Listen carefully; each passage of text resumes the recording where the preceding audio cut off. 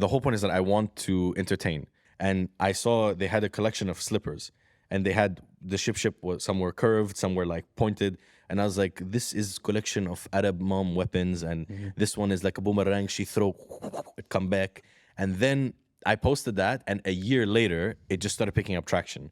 It's opposite of happiness, okay? And how do you spell ha? First two letters. She goes, H-A. I'm like, no, say it together. She goes, ha. I'm like, okay, keep going. And she goes like, ha, ha, ha, ha, ha. And then she laughs, and like the girls who are sitting around her, they start laughing. And I'm like, okay, thank you very much. Follow me for more, doctor. And then I walk away. And then that video really like, it picked up. And you would think that if you're surrounded by so many people that you're supposedly making fun of, because that's what the image would obviously be perceived as, you would think that people would get very butthurt about it. But the best thing was every time I'd post a video, someone in the office would come and be like, next time add this. I wasn't really talking to my dad that consistently. He also didn't live here. So eventually when he found out about the whole Instagram page and stuff, it was like I could see the discomfort, but also the kind of like, that's my son, you know, big balls.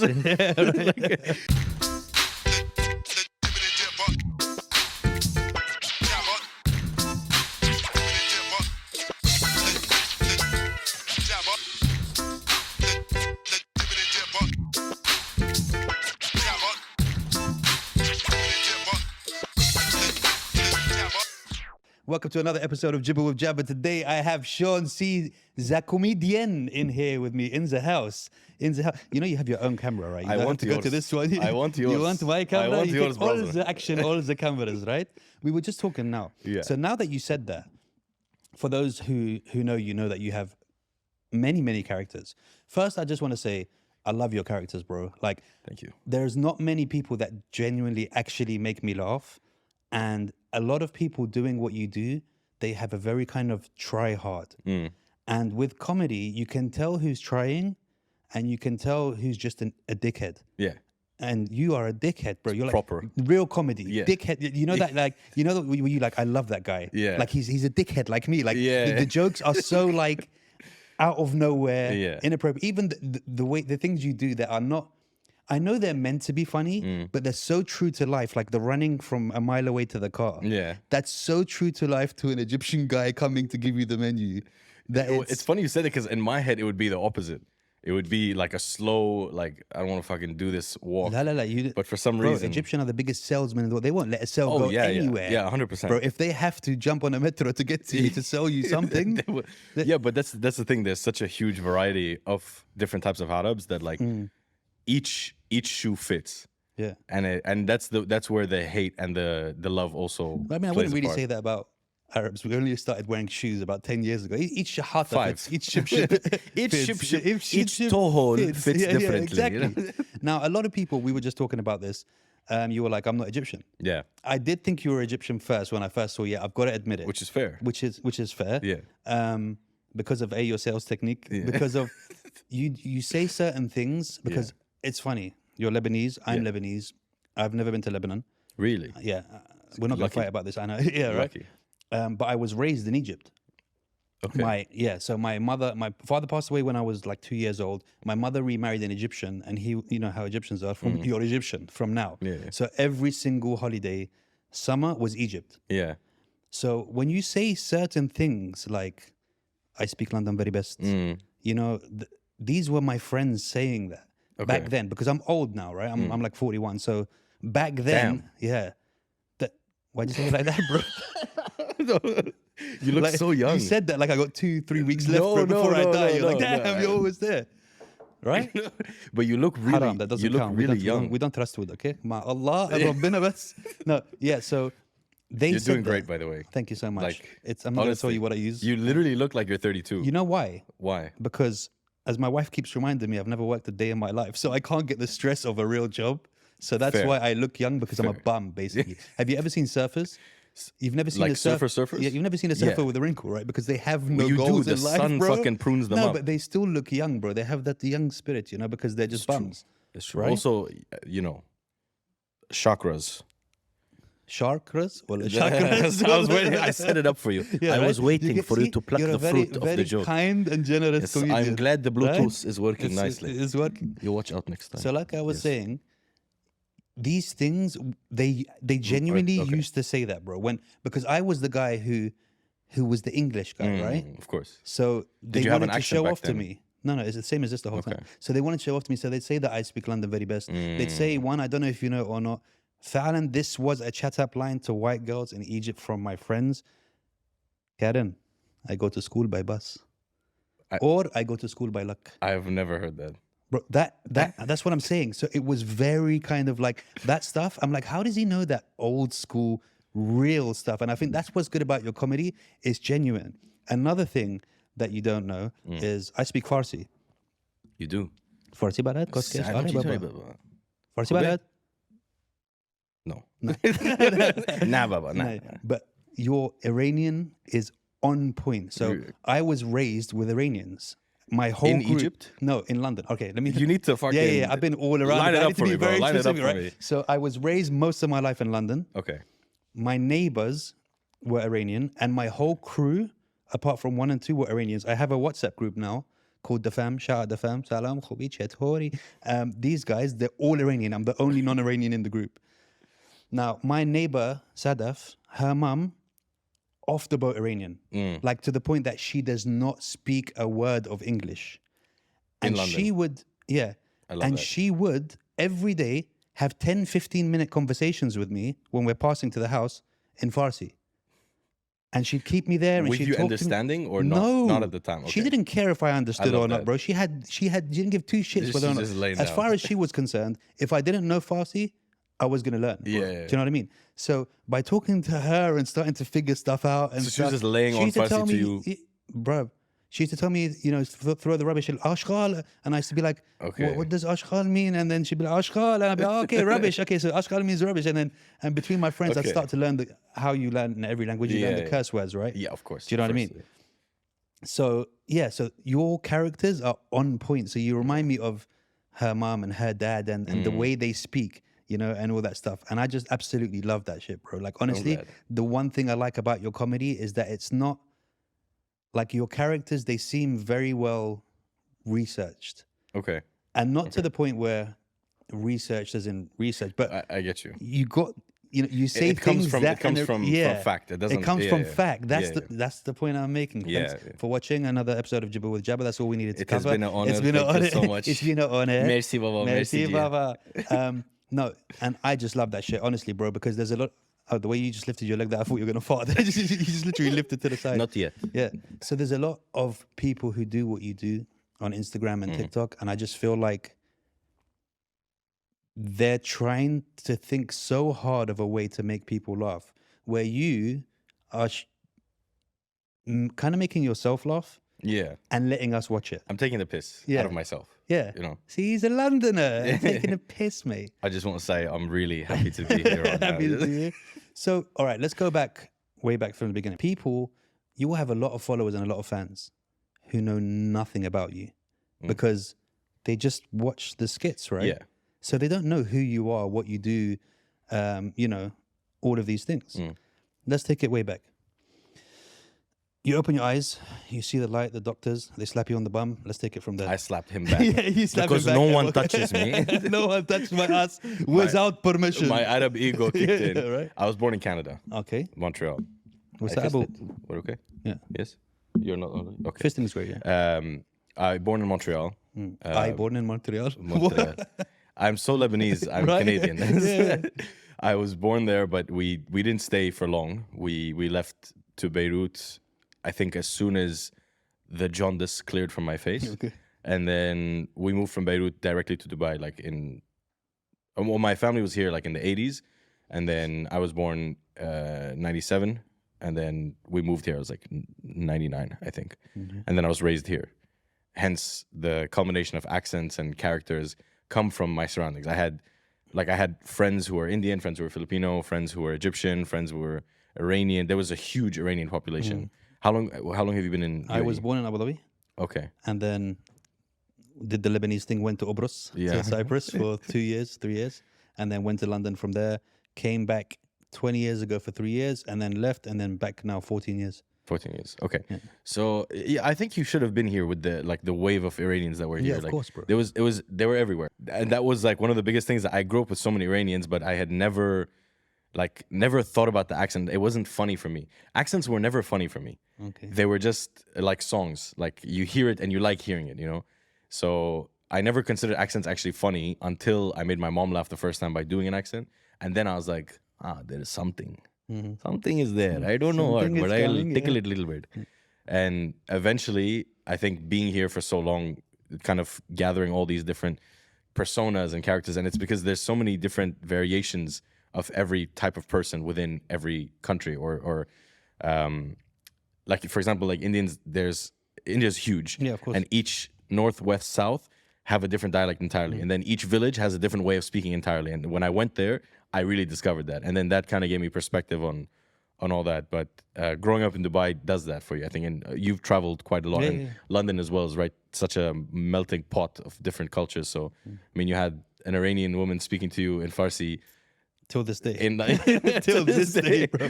So yeah, I think that's like my little Dubai lifestyle story. I don't know what you asked, but my ADHD kind of Yeah, me too, bro. decided that was Like the question. I've already pictured the goal that I'm gonna score in next Wednesday's football match. Done. Like that's And how my mind works as just well, bro. Like call it me goes there. because I'm trying to find a new No, group yeah. to play with. So really? Yeah, I play with legends, bro. I am a legend. No, I play with actual real legends. They're a bit old now, but like I Man United am and literally Van Arsenal Persie. and stuff. Huh? What? Who? You know Percy? Van Yeah. Helsing? Yes. No, the one with the kids go inside. Okay, yeah, There's no windows. Yeah. You were No, there. I remember you. I'll bring you to play. Egypt, right? صح؟ Yeah. فين؟ البيراميدز. I went with Bro, luck. again, I find that out of all the Arabs, Egyptians, Funniest. nothing like them, bro. They're the When it comes funniest. to comedy, يعني دمهم خفيف in a way. Yeah. يعني it's like no matter what's going on or Yeah. how hard the circumstances, they're always joking, bro. There's always commentary. There's always commentary. There's always yeah, commentary. there's And always something. I have one of my closest friends. His name is Noor. Yeah. He's Egyptian, but he looks Japanese. Okay. He gets the weird. Yeah, he gets the weirdest. Like, but he like growing up, whatever happened, he would do the commentary, but in English, but in an Egyptian way, and it was the funniest thing ever. Until today, like he always has like in moments of silence, he'll drop a comment that has everyone on the floor. Yeah. Like when I'm around him, I love to stay quiet just because I love to hear him. Like, But yeah. without, does he know that he's being that funny? No. See, I have a friend like that called Khalid, bro. He doesn't know. Yeah. And he's so random and the two worlds, like it's kind of funny because I'm like, he'll comment on something and I'm like, did we just witness the same thing? Because you've seen it in a whole different light than I did, kind of thing. Even like when I was in Egypt and we're doing the tour and the pyramids and all that stuff. And the guy doing the tour, he was just like, Zer, pyramids, face man, body line. Very straightforward. Do you know what I mean? Translation. الجسم جسم الإنسان جسم جسم الأسد وش الإنسان. It's very straightforward. I love the way that they literally translate and can't be asked to fill in or try to fill in the gaps of what's going on there. Egypt is a different world. It's a different planet entirely. It's beautiful. You've been a lot, yeah, right? yeah, of course. I love going there. Like I the first trip I did there was for work. Okay. And my mom, I remember when I was going there, I thought she was gonna give me the typical mom stuff, be careful, make sure, you know. And she's like, speak English only. Yeah. I was like, why? I was like, then they're gonna rip me off and like fuck with me. She's like, exactly. Like this is where you're really gonna see. This is the taste, the spices. You're gonna enjoy it because some love tourists. Some are like they're gonna find a way to like try, like any country you go to. And she's like, but just speak English and let them speak to you back in English because they're gonna want to speak back to you in English, and then you'll get the best market research of your life. Yeah, for free. Yeah, and I was like, fine, and I did it, and it was the best thing on earth. And then only when when things were going to a different direction, I drop a bit of Arabic. Yeah. And then like I remember when I was going to the museum, the old museum, not the new one. At the door, he's like, he looked at me. He's like, where are you from? And I was like, oh, I'm from Canada. That's because that's what on my ID it says because I was giving in my ID. And he goes like, oh, Canada number one, Canada number one. And I was like, أحسن ناس. And then he's like, yeah. And he was like, كلام عربي. I was like, oh. And he's like, yeah. But then he calls his friends because I also dressed like the whitest guy possible, like linen stuff, like a little hat and like glasses. I'm like, well, my name's Sean. Like the man from Del Monte. Yeah. So, but yeah, Egypt is, they're definitely like, and what's funny is that the Egyptian like persona is a very recent thing. Like it's only a couple of months, if maybe an entire year that I actually started doing it. And It's funny because in my old company, there was about 200, let's say close to 300 employees. From the 300, at least 250 were Egyptian. Wow. Like the running joke was like when we would see an interview, we walk in, we're like, are they Egyptian or not? Like that's the qualification. And you would think that if you're surrounded by so many people that you're supposedly making fun of, because that's what the image would obviously be perceived as, you would think that people would get very butthurt about it. But the best thing was every time I'd post a video, someone in the office would come and be like, next time add this, and next time add this. And it was like, and they're all over. It wasn't this typical like only Cairo or Alexandria. It was like there was someone from Siwa in our office. Like, who's from Siwa? Like, no one knows anyone from Siwa, you know? So it was nice to have like variety. And then after that, I went back to Egypt again for a friend's engagement and then again for vacation. And I think every time I go there, I discover a new place and I just fall more in love with it. And it's such a crazy place. Like the people are ridiculous. And like you said, they love it because okay, so the thing about being Lebanese, Lebanese is a very weird look. You can either spot a Lebanese person. I mean, and I'm not talking. Them, I'm not talking about white shirt, greased hair, blue denims, and white shoes. I'm not talking about that guy. Loafers. Who's in loafers. Who's in boudoir. Like that guy. Okay, you can spot he's Lebanese no matter what he looked like. But we have that very kind of. Nah, you could be Spanish, you could be Italian, could be mixed, you could be Albanian, Mediterranean. You could be, kind of look. So when we're there and then we pull out the Arabic, and especially when you pull out the Egyptian as well, they get confused as hell. Like I've won the World Cup. I've been picked up in the air. Like, you know, when you score the winning goal in the World Cup, like that kind of thing. They love that shit. Who was your first ever character? No, actually, let's go before that because I want to know what you do for a living. Because I want to balance it up compared to. I'm a marketing director for a software company. Okay. No free advertisement. Pay me more. Okay. No, pay me. I was gonna cut that. I was gonna be like, cut it out. Okay. Yeah. So I've been in software for the last 5 years now, 5-6 years. But yeah, I worked various jobs all throughout the end of my high school, throughout uni, and then it was all sales jobs. Because if you're Lebanese, what the option do you have? It's sales, media, or I don't know, scamming people. You're scamming people sales throughout media the whole thing. Criminal. It's sales, media, crime is what you really want. That's the money.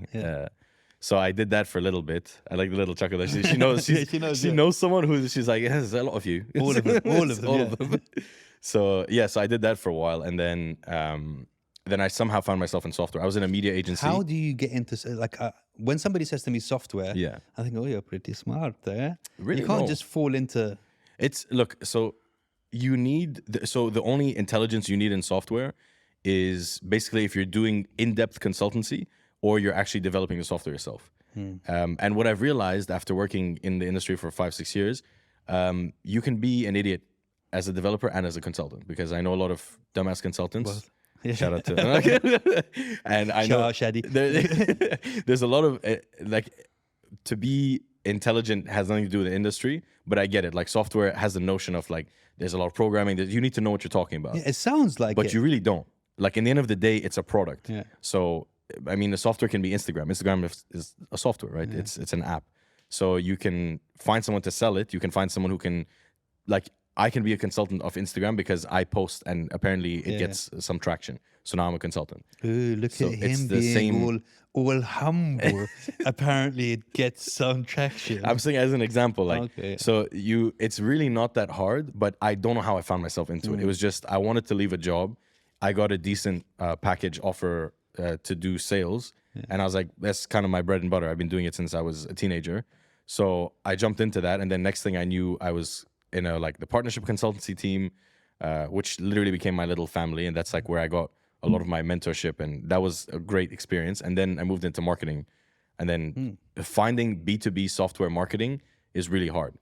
And then it's kind of like when you start to work in that industry for a little bit, you become more of a unique asset, because to market it successfully, especially in the B2B world, is very straightforward. It's like there's really 5 things you have to do, but how well you do it and how creative you can be in that is the challenge. So when you find people in that, you become kind of like a rare resource. And if you know how to market yourself as well, you can get away with a lot. Nice. Let's stop talking Chinese now, because I didn't understand any of that shit that you were just talking about there. It was in plain You were like, that language. was as dumb as I could have made it for anyone. So did you find that, again, being an Arab, I feel like we're blessed with a certain I'm not Arab. level. I'm Lebanese. Oh, I am Phoenician. I am Phoenician. I am Phoenicia. But okay, being معرس. It's no, being an Arab or Phoenician, No, I not feel like Arab, we've been blessed with the gift of the gab in a way that like insane. Yeah. Like I've never met like anyone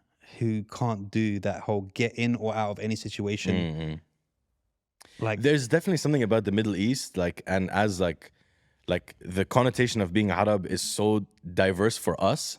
But I realized when you go outward, you're all the same. Goddamn sand monkeys. You know what I mean? Like they don't see any difference. But obviously being here, you're like, there is Egyptian, there is Palestinian, there is Jordan. And for us, there's such a difference. And free Palestine. Free Palestine. And people say like, oh, Lebanese people are XYZ, Egyptians are DF, whatever, Jordanians are this. But when you go outward, you don't see any of that. And I realized that like with a lot of Caucasian Westerners, you're right. They hit a wall and they're like, oh, God damn it, John, we got to restart. This is not going to work. This ain't gonna work. And then you'll see like a Lebanese guy like trying to connect someone else's electricity to their house for their family. Hits the wall and he's like, call Amr. Tell him to bring the ladder. Like, do you know what I mean? We'll get over the wall. There is a gift to that. I mean, I mean, being in a region where shit happens so quickly and you have to adjust, I think is a gift and a curse. You know, and it's hard because people don't realize there's a lot of racism within Arabs as well against each other. Like all you've got to do is call someone the wrong Arab. I'm not Tunisian. I'm Moroccan. Or do you know what I mean? Like they take it very personally. I think the newer generation is like, I know we don't care about anything. They're kind of like opening up that for me, like I grew up with my dad being very like from the war in Lebanon, and we don't like this, and like I get it. Like if a Syrian guy shot at you for like 20 years of your life, you might not like Syrians. But I don't have to carry that hate. So a lot of the times, like I had friends and he would meet them, and then we would like we would be in like Lebanon after summer. He'd be telling my grandma about like, oh yeah, so Shawn's he has a friend Suri bas mnih. Like, and I'm like, what the fuck? Like, what do you mean? He's acceptable. He's acceptable. It's like he has like a condition. It's like, but he's fine, you know. It's different for them, man. They grew up differently. Ridiculous like racism. But it's funny. I mean, that's a dangerous line. Racism is funny. Do you know Noura and Khalid? The influencer TikTokers and stuff. So they came on the podcast and Noura said something about I don't get accepted as an Arab because I'm Moroccan when I speak Arabic and blah blah blah. Yeah, dude, the comments in that till today, I'm talking about 6 months ago, till today, there's about 150, 200, 300, all the way to 1,000 comments every day. People, you're Amazigh, you're not Arab, and then people cussing each other's mums and generations underneath and all of that stuff, and I'm like, wow, bro, like the views, no, but just like the comments, bro, and like it started to become not about her saying that anymore, but just all these people arguing about, and they're going back, bro. Yeah, in 1312, this guy climbed the wall, and I'm like, guys, calm down, brother. It's just a but statement, people right? will get. Just as a side thing, there was do you know Karak Nights? Yes, I do. So so what? Yes, I do. You drink it? I drink. So they had I don't know how they've developed it now, but in the early days they had a very straightforward podcast that was like on the side of a road, like in Al Sokal, and we were doing this conversation, and obviously my complexion is that I'm white, and my name is obviously Shawn, so it doesn't really help. My parents, their idea to name me Shawn was that in the West they will be confused. They didn't think maybe I stay here and I have problem they here. Didn't think that far forward. And again, same thing with me. Like when I go to Lebanon, I'm not Lebanese. When I come here, I'm too Lebanese. So there's no middle ground. But I don't care at this stage. I used to make it like I was like, oh, I'm not respectable. And then as I get older, I'm like, I fucking don't care about anything. Like it's fine. But I made a comment and they were saying, so the show was with Namdi, who's Nigerian, and the host Aaron. He's an Indian guy, right? Namdi is Nigerian, and then Aaron is originally Indian, but he grew up a little bit in the States, so he has a big Western mentality to a lot of things, and he's very creative. So the conversation, we were kind of like testing waters here and there, and he said like, so what's your idea about racism? Because obviously you do a lot of like stereotype jokes, and obviously it can obviously come across as that. So what do you like when people give you shit for it, like if they do blah blah blah? And I basically said like racism is basically very stupid. So, and I was breaking down like the way my content is versus whatever. And people in the comments were like, great, another white guy talking about racism. And they went on full blast. And it was just that comment. It wasn't even about the rest of the conversation. And then I think one of them responded back like, no, he's Arab. And it's like, yeah, but Arabs are, and they just went in, and I was like, To another wow, one, like everyone just so much anger You is can't built up. please Like, them. And you know what? Yeah. I realized that I don't reply to comments. I don't check. Yeah, and I don't look anything. at them and everything, because I realized when I first started, someone said something and they said something about me being racist. And I'm like, you really didn't do your research. Like, I got 3 black kids, like, and both of my wife, Which I think is kind of racist. Let me about you, yeah, It's a right. little bit No, racist. but let me change this. I said both of my wives, my first wife and my second wife, are both dark skinned. One's Somali, one's from Trinidad and Spain. Do you know what I mean? So I'm like, I'm not doing a very good job of this At being racism racist, deal, right? Or But- it's the ultimate like big brain move. Yeah, you know? right. It's That's just like ultimate. You're like, Yeah. I'm so smart, right? Yeah, it's crazy. You can't. And the thing is, if you try to go down their thing, no matter, even if you're right and you make them feel right, they'll find something else, and the thing will you'll never on win. again, and you're just like, you know what, I can't be asked, dude. What's the quote about Einstein and arguing with idiots? Something about you can never win. You can never win an I mean, if argument. you're going with to an quote Einstein, I would have liked it to come. this Albert, okay, he say when you You're an speak to idiot, Yeah. you come down their level and you lose. I know the one. Another one. I know. I don't know the one. Like the fish climb tree and monkey swim. Same. We're on evolution now, are we? Because we were talking about that before, about dinosaurs and the noises they make. Really? We can go down. Yeah, we can go down evolution. Give me a quick sample. Of the dinosaur noise. T-Rex. Or- Yeah. No. Come on, Shall I tell you? Do it. What? Shall I tell you why? do it. Not because I'm embarrassed, because the episode I'm releasing tomorrow has about 25 minutes of dinosaur talk in it. So I'm like, I want to bring something different Fine. in this one, you know, because they're going to be like, this guy's a one-trick pony. All he knows how to do is dinosaur memes. Do it, but tuck Okay. your hands into your shirt. I did that. I literally tucked my hands in my shirt and pulled the shirt over my knees. So it was but we'll get something. Don't worry, I've got something special for this I just one. wanted to hear it. Who was your first ever? And I'm going to make this question even longer so people don't know that you're taking a drink now and you don't actually have the capacity to answer me. Who was your first ever character, and when did you kind of? I know you said you did something to your mom, sweating. and you're sweating. I'm moist. Moist. I like that. Should we do some ASMR now? We need to. This is the time. I'm just gonna squeeze. You the actually have liquid on my shirt. a voice for radio. You know that? I've been told I have the face for radio too. Yeah. Obviously. Like me too. Yeah. We don't look like we should be on the TV at all. At all. I'm gonna take that back. I'm actually very, very handsome. Yeah. No. Seriously, You have your 3 kids to voice. prove You it, have yeah. that kind of the little sexy voice, kind of Little bit deep, Sambul. bit. Thank you. How That do was you know like, about Shambul? huh? Sambul? Oh, you said Sambul. Yeah, what did you hear What me does say? Sambul mean? Sambul.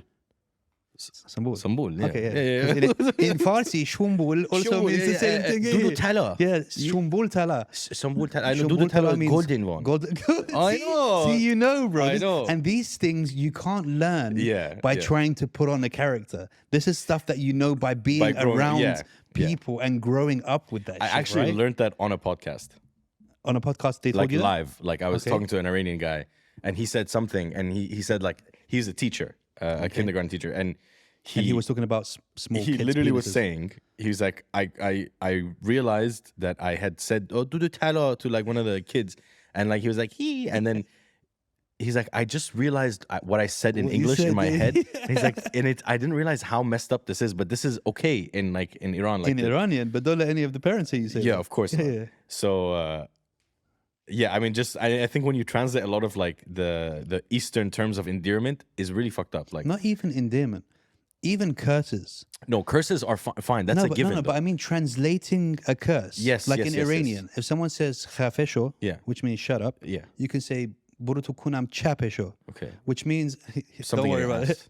Which means go up your ass and Ass. turn left. Turn left, okay. Like where does the Yeah. turn left come But from? that's the ingenuity of like the Eastern people, like the Middle yeah, East and it's the not whole the same. East In side. English, is- we go up yours, or, Yeah, or it's, do you know what I "Oh, mean? for you." Yeah, do you know what I mean? Like, Actually, this wasn't even English. I don't know. that wasn't English. My The Arab was like, no, came- don't do it. came out. Yeah. But like curses, like we're so creative with them. But that's what I'm saying. At least curse words is a given. It's meant to be kind of drastic, a little Yeah, bit yeah. off piece. But in terms of endearment, like Yeah, yeah. burni fussak. Like, Yeah, right. What the fuck? Like, Translate for the English. it's like saying my dear fart. Yeah, like, yeah, right? I don't like my head. But anyway, I don't. How did we get here?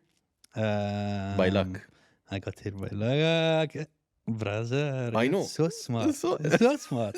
No, but you're saying that my first character, but I don't know what we said before that. But let's just No, I'm going to go back. I'm going to do this because as Jibber with Jabber, we have no kind of structure in this podcast anyway. So it's going to go back and forth, up and down, left and right, up and left as well. I was about to say Up and left. But the one thing I want to comment on as well before we move on, when you do things the way that you're doing them, the people from those countries, it's like they welcome you in, like, because you're doing it differently. When you learn those special words and stuff like that, because everybody can go khobi, khobi, but nobody's gonna be like chetori, che khabar, hame chi khobe. And then when you start getting into that, they're like, oh my god, like you've put some effort into like I think, our language I think or whatever. The one thing I also like doing is I like to make sure I know enough before I start. Like for example, I would love to learn how to do a Nigerian accent, but I didn't grow up around enough Nigerians. I did, but they weren't too close to their culture. It was just on email. Yeah, it was just on email, a few transactions. Right. I think I contributed to a Prince's rescue. You didn't get any of the money back, no? Why would I? They said in 15 years, and so actually by next year I should be getting the transfer. I should have been rich now, bro. I am. I'm gonna be rich. Oh, in 15. It's been 15 years now. Now it's 14 years. Okay, this is the last year. Okay. So I didn't grow up, but I would love to learn. So when I'm around, I eventually will pick it up, but I haven't.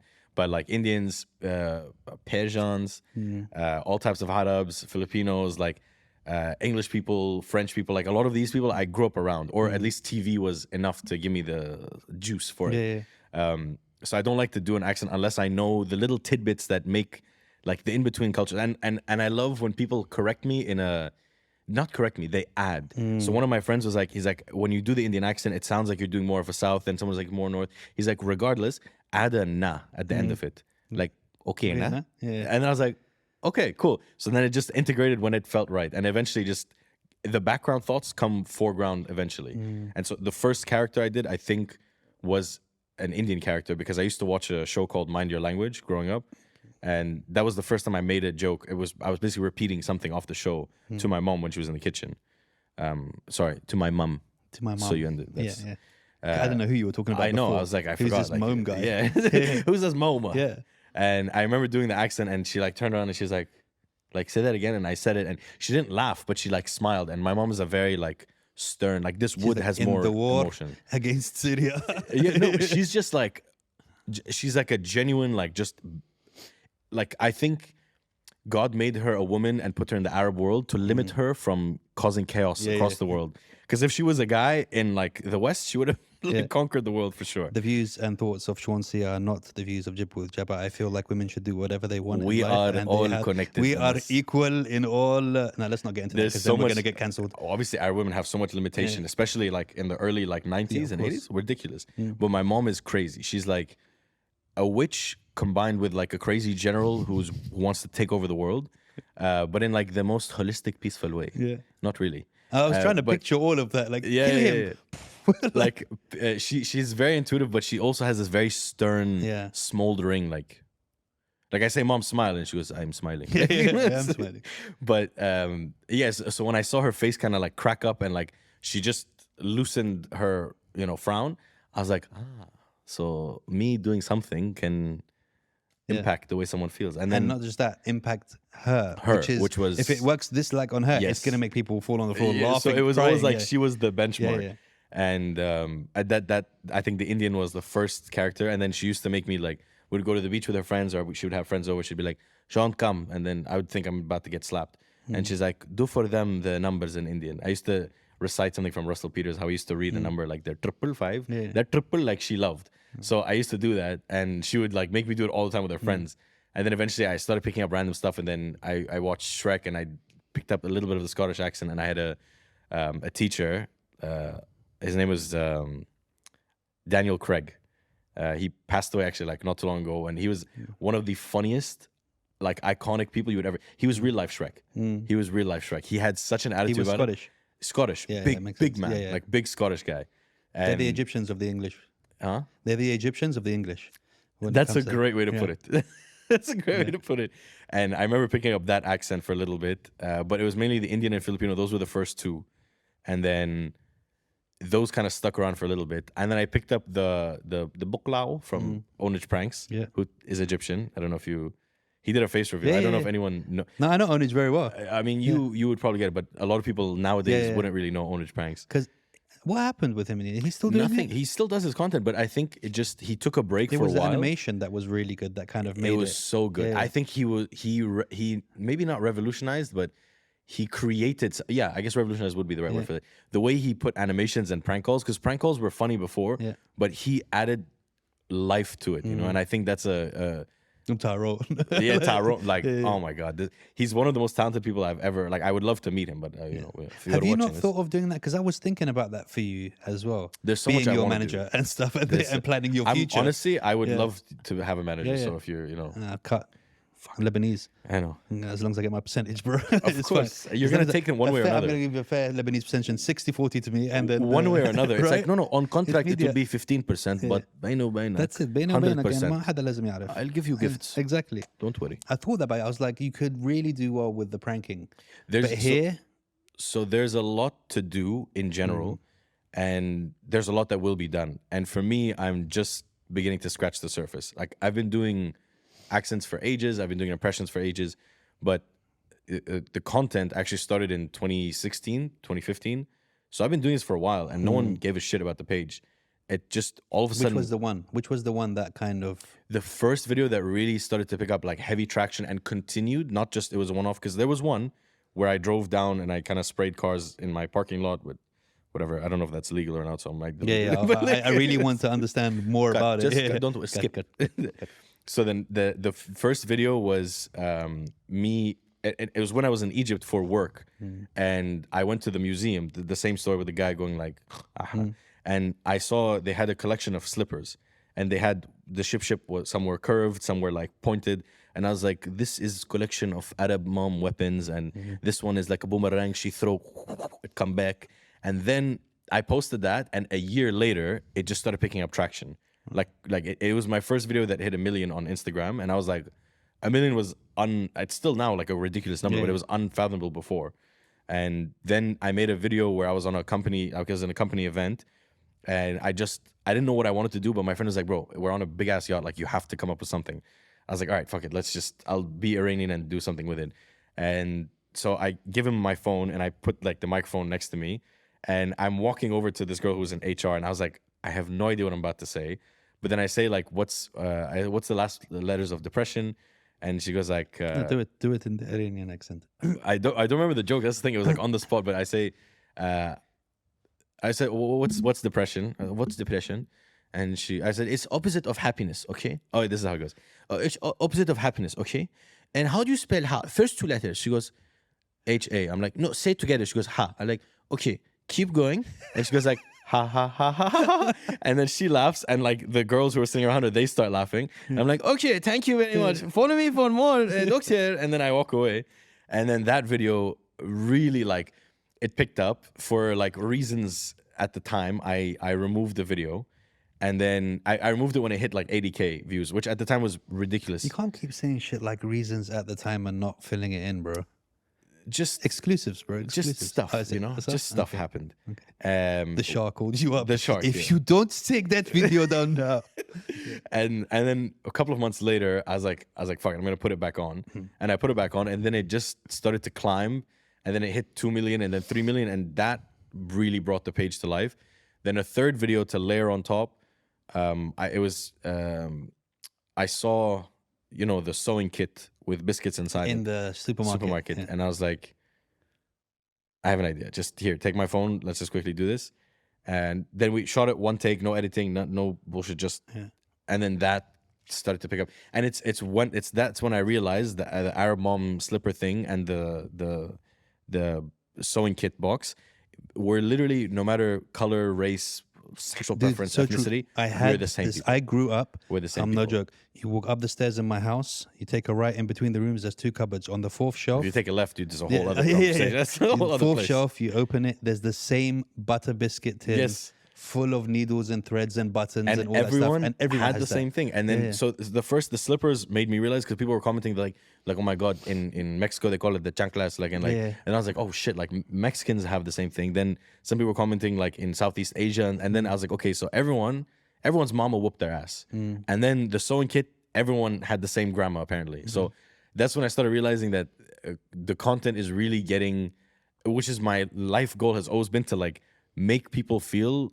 like they're connected. Like I want the look of the standard inclusive video that colleges love to have. Like every race, every race is just there smiling together. Like that's what I want my content to be. I want it to be not necessarily for everyone, but I want everyone to feel like they can understand it, you know, which is a little bit limited because obviously when I do Arab stuff, only Arabs will get it. When I do generic things like the biscuit stuff, that for me was the Arab thing, right? And then I didn't realize that like that it's worldwide. like it's not just that's one of the moments that I felt. I think proud is the wrong word to attribute to it, but this like overwhelming sense of like holistic, like because it's so rare to have a video go viral and everyone likes it. It's I don't think I'm not going to limit myself, but I don't think that that's entirely possible to do all the time. No, you could do it again. What you do is first you hit them with the ship. Yes. The t-shirt cuts. You bring the biscuit tin. Sew it up, and then at the if you're not my manager by the end of this, by the end of the session, then you are killing. What's the point? You are murdering somebody. So this character that you do in the podcast, which Egyptian. I love, the Egyptian. So he's different. So there's Dr. Ahmed and there's Egyptian Baba, which I think I'm having an identity crisis. Which one is the Dr. the Ahmed podcast one? Again, it's the intricacies that you have and the attention to detail, which I'm trying to figure out whether you know you're doing it or not. Even like with and the thing is, which is very rare, is that you have it with every character. Because I went down a little rabbit hole on your comedy, and me being a comedic genius and voice of my generation, of course, I wanted to see, okay, what don't I like? And honestly, bro, I still haven't found something. And I'm not just bigging you up and saying that. I noticed certain things in it. You want to have no? I noticed something in every little thing, like the Filipino. I have a Filipino nanny. If you don't hang around with Filipinos, you will never understand. Like these are the little intricacies. Yeah. The amount of times I've had arguments with her, funny arguments where we're arguing. Arlet Jimenez. Yeah. So I love the Spanish names. They all have the Spanish names. Yeah. Bro, you know the Philippines.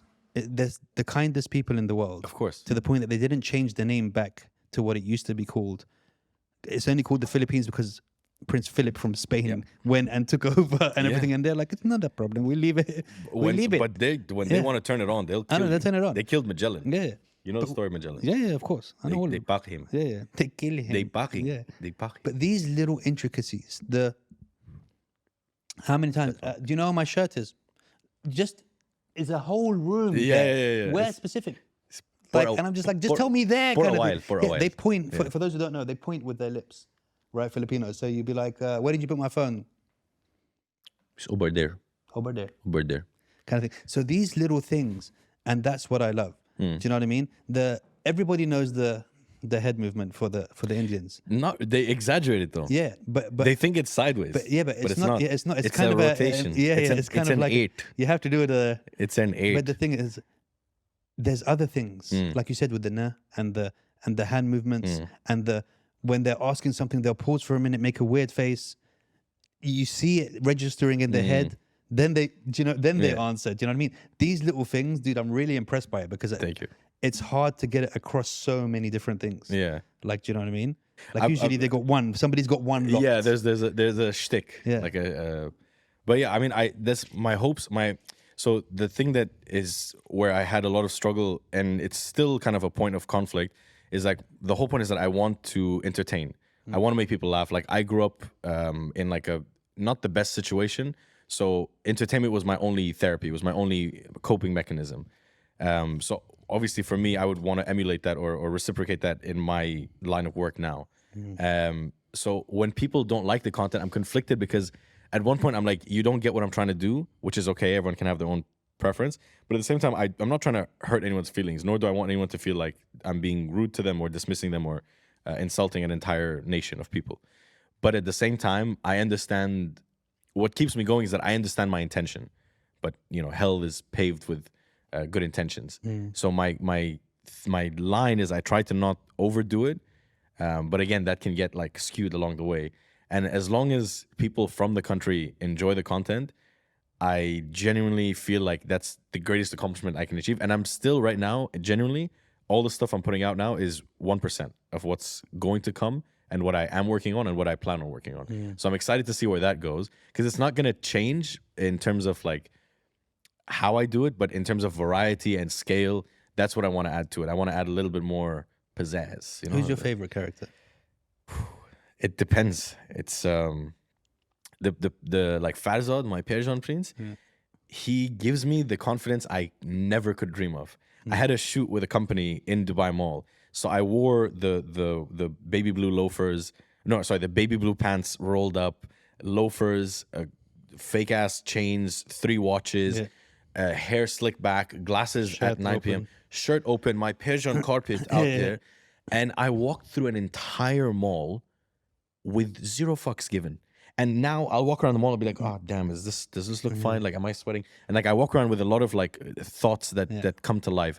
But when I'm in that character, I am not myself, or I am a version of myself that I have not dared to explore yet. So there's a sense of comfort that comes out with being this Persian character, because I like, fuck you. You don't like me? I don't know you. You know, like there's a sense of nothing phases him. Do you get it? You know?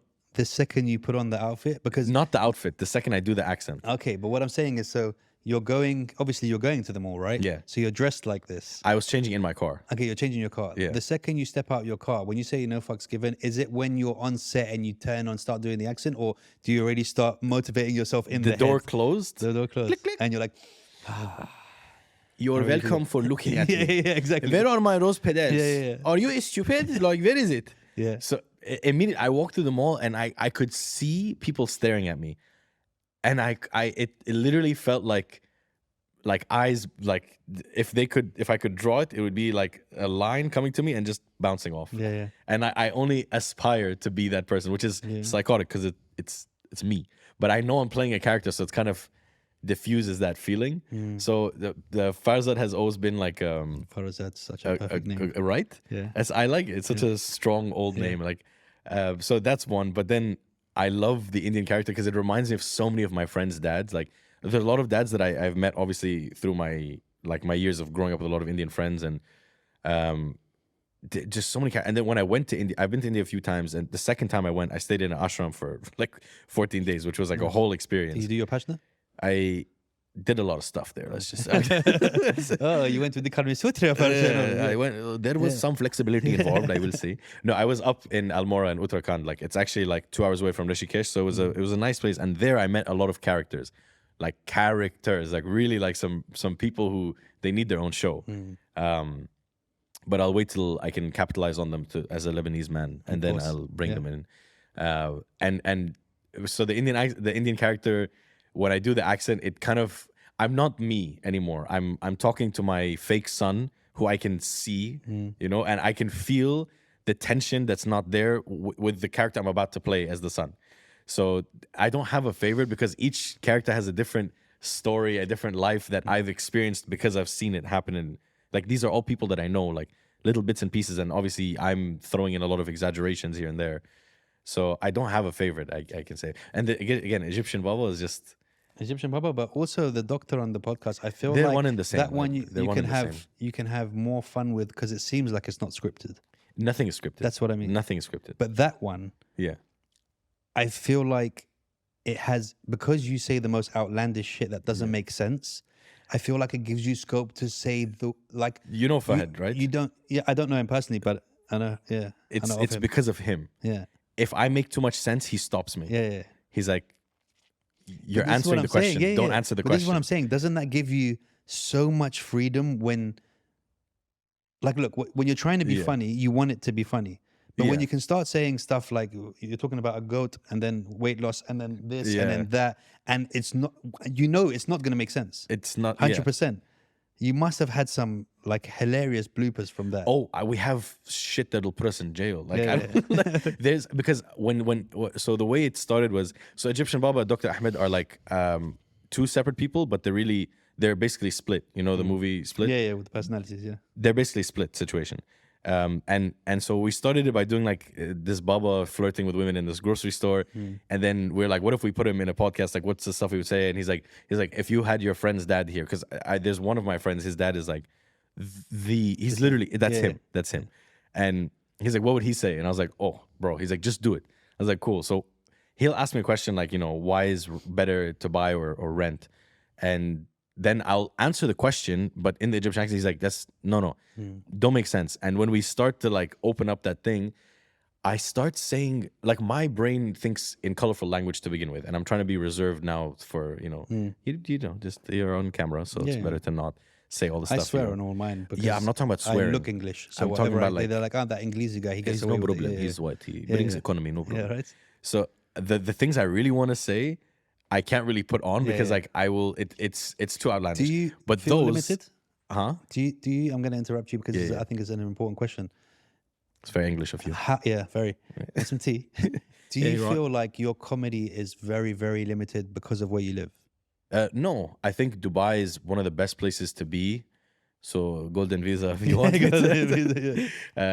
Like I think it is one of the best places to be because it's such a central hub for people flying in and out and coming here for work and people coming for meetings and vacation. And it's such a good place that it kind of people who land here and if you catch them on their way out, they take it somewhere else, which is how I ended up getting to do a show in Chicago. Because I met a guy here, Nasser. We ended up making a video together. Someone from a center in Chicago was like, we would love you guys to come to a show. Or they messaged him and he said he'll bring, I don't know. However it happened, I ended up being in Chicago. So I think I've limited myself, not my environment. Obviously I do these cafeteria videos now. That is limited to GCC. So Saudis will get it, Bahrainis, Kuwaitis, Qataris, like, they will get it. Obviously, UAE, it's like the bread and butter here, so a lot of people get it. But that won't go far, right? That I understand it. That's for the culture. That's for like me and my people who grew up here. That's like for us to laugh about. But then there's jokes that I can make that can broaden that horizon. And recently traveling a lot because I didn't really travel growing up that much. But now that I could kind of put myself to travel out, I really got to see what the Western level of humor and standard is, and it's very high.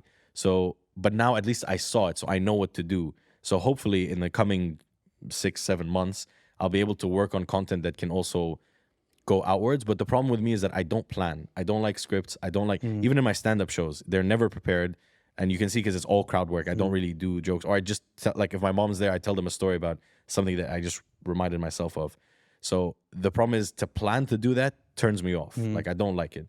But at the same time, I understand that I need to do a little bit of shaping in order to move past that. But I don't think it's the environment. But I also understand the perspective of it. That was a very smart answer. And I'm trying to figure out, because you're very smart. Thank you. I'm trying to figure out whether you actually tried to dodge the question that I was asking. No. Because when I said limited, I meant you will go to jail, my friend, if you say certain things. I love Dubai. No, I mean like not just that, because like I have friends who are comics and some of them can get away with a lot when they're doing stand up, like I'm saying, because a lot of it's not being recorded. Yes. But I mean, because yours is on social media, do you find that you're limited in the jokes you want to make and the jokes you can make? Yes, for sure. But that's a given though. That's like a very like. But, I mean, is it a thing that are you sitting there like, oh man, I really want to do this joke. 100%. I really want to do it. 100%. Yeah. But it's not. And this is the shit that gets every person who creates content. And I'm sure the same thing with you. I'm sure there's stuff in the show that you're like, I wish we could upload this piece. It's sometimes the world isn't ready to hear certain things, and most of the time they are. But in order to get to the people that want to hear what you actually want to talk about or make a joke about, you're going to go through people who don't want to hear it and are not ready to hear and something. to be on the level that you can get away with saying yes. it. You need to be on some Chappelle level to actually really say. Like, and even Chappelle, like, if you really listen to the stuff, he doesn't say anything crazy. But already... He doesn't say it specifically, but he leads you there through other means. He's big so brain. Smart. Yeah. He's big brain. Very big brain, yeah. He's my favorite comedian of all time. Like, you know how they say, like, don't meet your heroes? If he's the world's biggest asshole, I still want to meet him. If he's like the biggest piece of shit in the world, I would still want to meet him. He's the one person that I would like really like do some damage to me. Chappelle is up there, I would say. I'd say he's up there with the legend. He's like all-time legend for me. But and the way he leads people to that is through years of experience. But if you look at some of his old comedy, he'll say it straight out. Like, he'll say whatever straight out. But now, with all the controversy, he's hilarious. Hey, with saw all that the chocolate controversy on your face. chocolate doodle, baby. His crack baby jokes, like he's just a legend, and the way he like gets to that is ridiculous. But even him now, he doesn't say outlandish shit, and he got the biggest heat of the world. So like even at that level, you really can't. So what is a guy like who lives in Dubai who's just making content like for fun and just has fun with his friends making content? Like, how is that going to be received? Is it for fun though? Because this is another thing that I wanted to ask you. So you do stand up as well. Yes. Do you feel that because of the success that you have with social media, do you feel I kind of don't need to do the stand up because I can kind of reach more people this way? Or do you still look at stand up as, no, this is my, it's my training. It's a different world. Like like Instagram for me is like TikTok, YouTube, social media in general. I don't necessarily believe it, you know? Like, okay, let's say 100,000 people like a video of mine. I don't know this 100,000. I can't see it. It's not tangible. I'm happy. I'm grateful for it, and I love trying my best to engage, and I'm grateful. Like it's real, but it's not tangible. And I consider myself a very basic human being. If I can't see it and touch it, it's hard for me to really connect to it that well. So I'm grateful for it, and I'm happy to reach people. And the goal will always be both. It'll never be one or the other. But I also have to think about how can I get better at what I do? How can I really step into the light of people like Chappelle? Like, what's that path there? And that's raw reactions. Like, if I make a joke now and you laugh and she's like, this fucking dickhead, like, I now know. I know who to gauge. Maybe you don't laugh, but she laughs. And I'm like, okay, now it's real time reactions. It's validation and rejection at the same time. It's gut wrench. I hate it. I despise it. I want to shit myself every time I get on stage, but you have to do it. And it's so uncomfortable that I have to keep doing it. Otherwise, I get too complacent. And there's a lot of people I know, massive social media influencers, you put them on a stage, they go away. They'll flick straight away, dude. And I never want to be that. I want to be exactly who I am. Like, you see and you buy what you get, you know? And I think it's a long road as well, the stand-up comedy. What people don't realize, it's a never-ending road, and it's one of the toughest. It's a lot of training. It's training, it's rejection, it's fear, it's excitement. There's a lot that goes into it.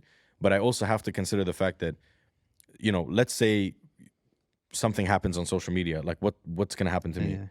You're going to fuck me off and put me to the side? Like, because like we were talking about with Basil and stuff like his that. His TikTok like, got removed. 3.4 million, and that's what was his bread and butter. And imagine that just get removed in one day. And I had been watching Basil for a while, and I watched his growth, and it took some time. He wasn't like an overnight sensation. Like, he had a lot of it wasn't like 15 years of work, but it is a guy who's been through an entire journey, who puts his comedy into bite-sized things that people can consume on the internet.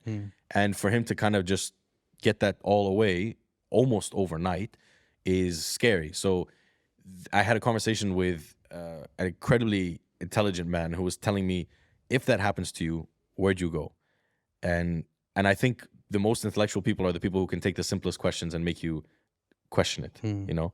And I didn't have an answer, but I knew what he was pointing at. Like, when you do stand-up, you're leaving a physical impression. So let's say if social media gets wiped off for me, at least I can stand on my own 2 feet. It might not be as successful because social media is a phenomenal tool, and I think is one of the best things that's happened to a generation, for better or worse. Everything has its pros and cons. But I need to have something that I can stand on my own 2 feet. You know, if word gets around that, oh, Shawn has a show, people will still come to go if they like me, you know. But if I don't have a platform and I just kind of sit there, I'm like, you disappear. And that's the thing with social media. It's back very, on the very knees, fickle, you know? dude. A month goes by without you posting something, people forget all about it and who you are. A day. You have to, you don't have to learn the algorithm, but you have to be in the movement of it. You have to be in that right energy. Like, when I traveled, I had recorded a lot of content and I was trying to post it regularly. I couldn't keep up with it, and I could see the dip in numbers. I could see the dip in like, it's not, when I say numbers, I don't mean I go into analytics and I'm like insights, but I can tell what the average likes are. If it's 5,000 versus 50,000, there's a big difference. And when you're not consistently posting and you're not tuning into what content is being received, you're out of the loop. So it is a job. So when people are full-time content creators, I have the same respect for them as someone who says I'm a director of multinational. No, it's not easy. It's not easy at all. It's not easy. So stand up is your thing now that you want to go for. Like, where does the line cross where you're like, okay, enough with this real job stuff. This is what I do. Because I'm sure that you're making money off some brand work now and on social media and all that stuff, which also, I don't know if we look through the contract, but it backdates. So once I start representing you, I'll include them all. Backdates, for all the brands 100%. and all the things that you've done already, the campaigns and stuff. Goes without saying. Goes without saying. I'm glad we're on the same page here. Yeah, you're Lebanese, right? But where do you cross the line where you're like, no, you know what? I don't want to work anymore. This is it now. I'm going to start doing this. I think that my problem is I'm addicted to learning from people. Like I love being put in a room where I'm not the smartest person. So I've been put in positions where I've used the 2 ears and 1 mouth accordingly. Like mouth is shut and I'm just listening to everyone. And it's I don't know whether I'm learning on a professional level or on a personal level, but either way it still feeds you. And I think the more you're open to that, the better you get in everything. And I think especially with comedy, you need to be, which is sucks because I'm super introverted, which people wouldn't assume. I know. I say that, everyone's like, yeah. I'm like, who knows me more, you or me? But yeah, I'm extremely shy. I have a lot of social anxiety in the sense of like, not that I'll be in the corner and I won't know how to, but like I don't have social battery. I have to push myself every single time to be out there. Do you feel like that being that comedy, like coming into the room, saying something funny, and that is your way of kind of like dealing with that kind of social anxiety? I grew up in a family of, you're afraid of heights, there is the mountain. You're afraid of flying, there is the plane. You're afraid of love, leave. That's what my dad did. And then, my parents are divorced. Yeah, Is that why why did you choose that name? Honestly, the name before was Laughing in Arabic. And Laughing in Arabic. Yeah, so the thing was supposed to be that I take Western style humor and package it so Arabs can laugh. Until I realized, I'm like, oh, it needs to be a double channel, and we also need to go there. So one day I was just editing the name, but the name was kind of like it was a goal I had, and I thought, whatever. For your parents to get divorced was your goal? Of course. They got divorced right after I was born, so mission fucking achieved. And I thought to myself, like, let me just put something for now. And then one day I was editing my bio. I had went to was in New York. I went to New York for the first time, and I took a dumbass picture in a mirror with me in like a weird glasses, and I was like, I'm gonna change this picture. And then it said edit name, and I was like, and I deleted it, and for some reason the first thing that came to my mind was my parents are divorced, and I was like, whatever, I put it up. I feel like we need another session, but on a chaise-longue chair, where we really break that down. that was the first name that came to you. And how did that make you feel? Definitely.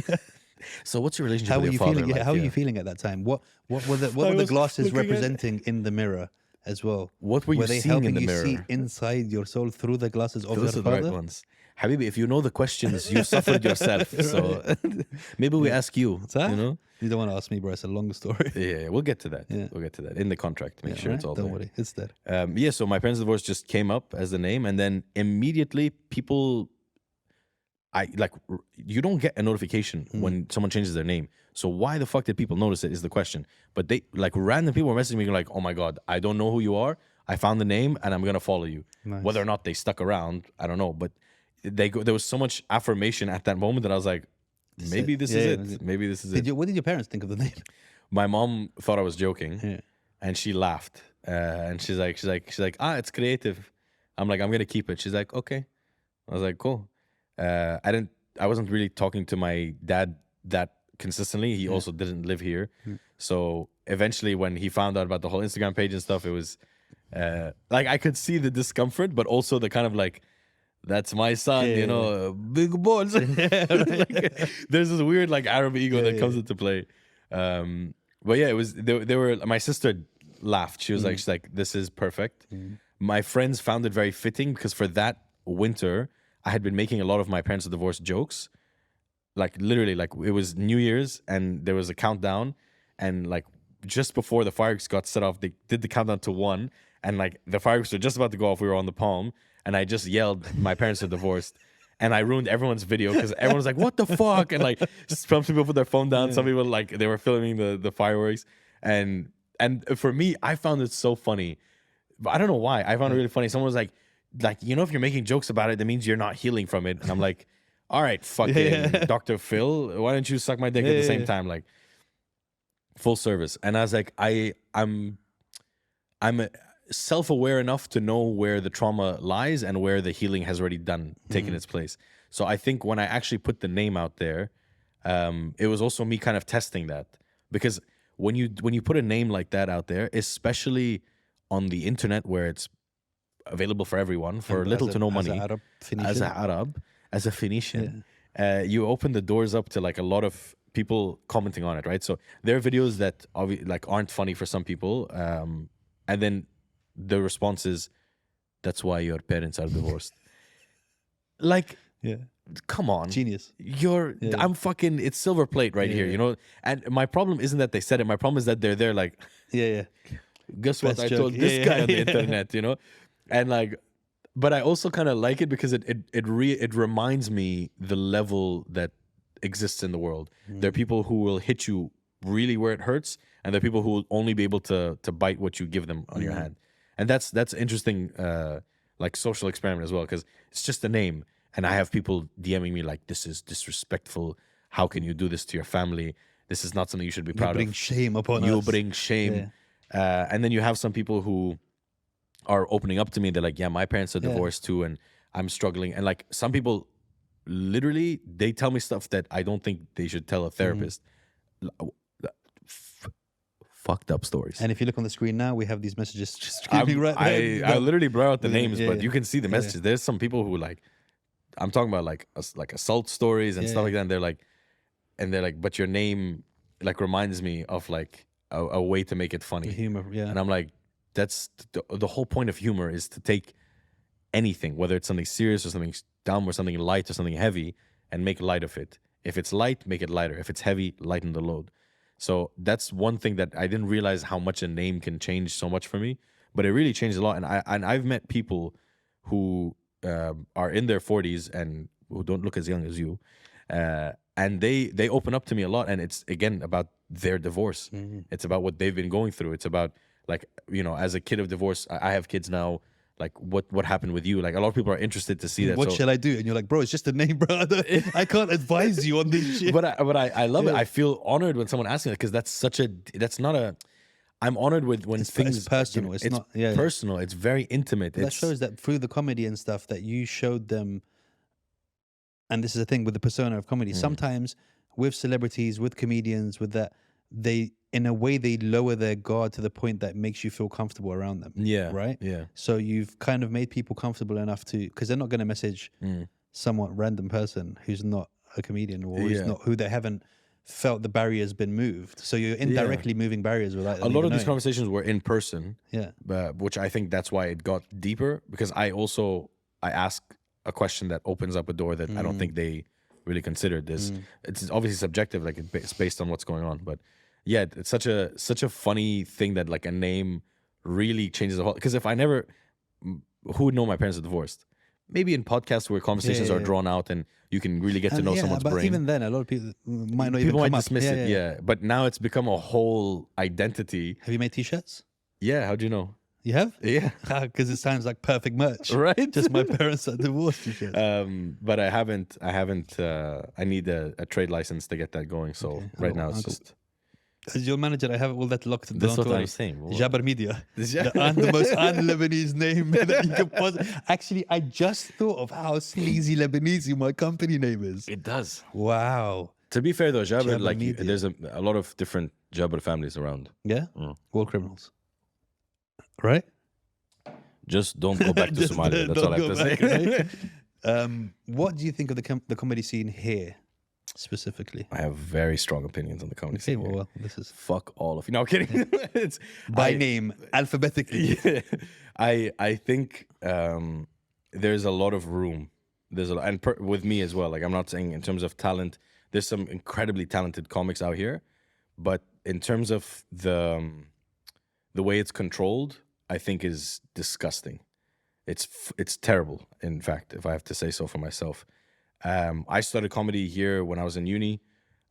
Really got into it. Got bullied right the fuck out of it, and still am very impressionable and very open to opinions. And only recently have I begun to segregate, okay, this is my opinion, this is your opinion, which happens to be in your ass as well. And you can keep it unless it's constructive.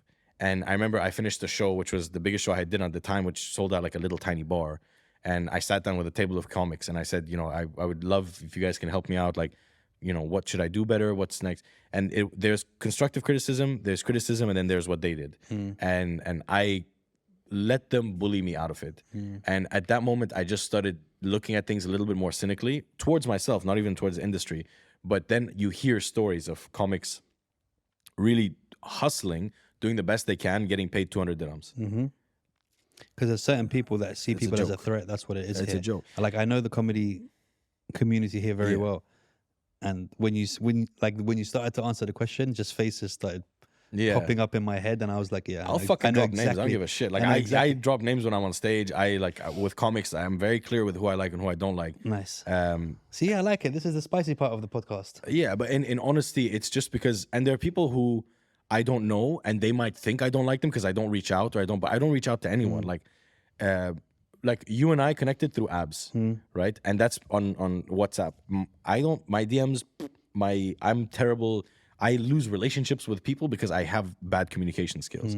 But that's ironic because all I do is communicate. And my job, my paid job is to be a marketer, to communicate brand and ideas. So it's kind of ironic. But I think I give out so much communication that when it comes to me, there is no more in the tank. It's khalas. So some people might think I don't like them. There's honestly like a very few people that I don't like. And that's for my own reasons towards my experiences I've heard through others. And generally from just seeing how shit happens. And it's not like, oh, you didn't support me, I'm not gonna. It's generally like it's experiences I've seen to other people and I've experienced it myself. So there's a lot of good comics out there. There's a lot of people who want to support, a lot of people who want to be a part of a growing system. And there's the first comic who actually brought me on, his name is Ty, the comedy boss. And he had the first thing he told me when I said I'm really grateful that you allowed me to like share the stage with you. He said, when the tide comes in, all ships rise. And I obviously understood what he said at the time, but I didn't feel it until I started seeing that I really want to be a part of the comic world, and I want to be able to support people, and I want people to support me, and I want to have a healthy circle of life where everyone's supporting each other. And when he said that, that completely shifted my perspective on how to get involved in this. And I till date, I want to create a platform where other comics can come and showcase their skills, because there's a lot. And hopefully one day start my own comedy club. Like nice. Joe Rogan is a huge inspiration for me, both with when I want to start. I started a podcast a while ago, which is called Product of a Failed Marriage, which has no episodes now. I removed a lot of the episodes and I decided to restructure and do something else with it. But you still going to carry on doing it? Or? I'm going to start it up again. Okay, and guess who's my first guest? Right here, Mustafa, you will make the podcast for me, yes? But we would like stools for this session. And AC. No, I'm joking. He's like, what do I do about it, bro?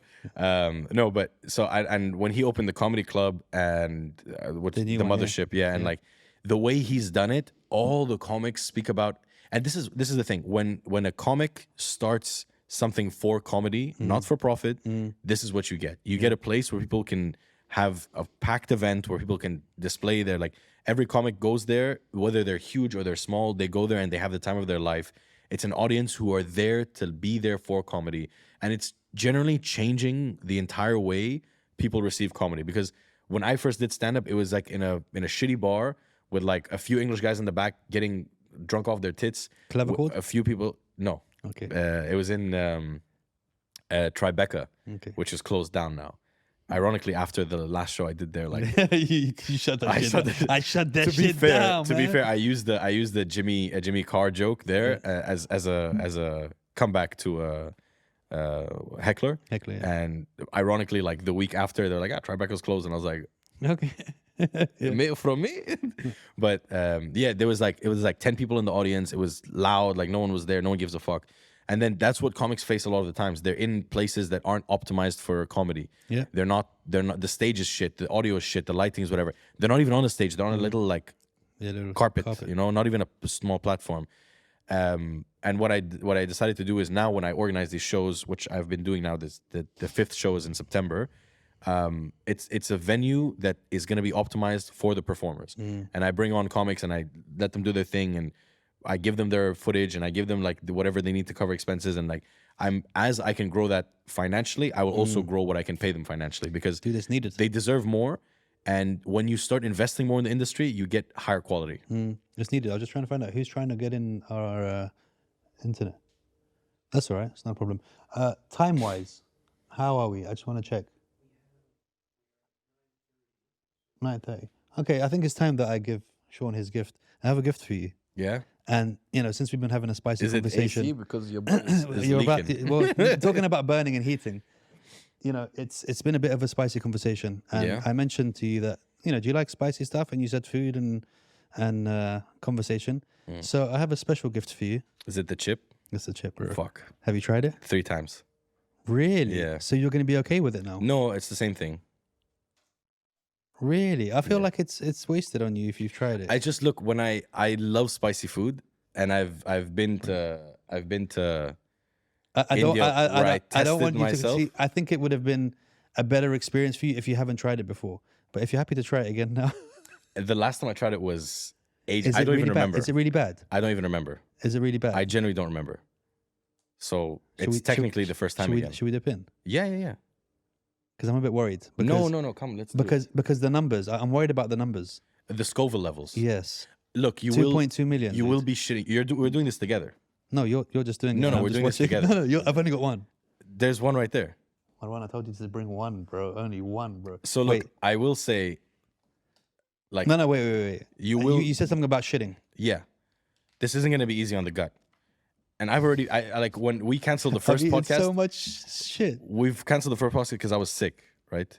I'm still sick. I'm like fine now, but Okay. not really. So this is just gonna continue it, and it's just, you know what I mean? Like nothing's gonna change. No, wait. So this is 2 million Yes, I'm aware.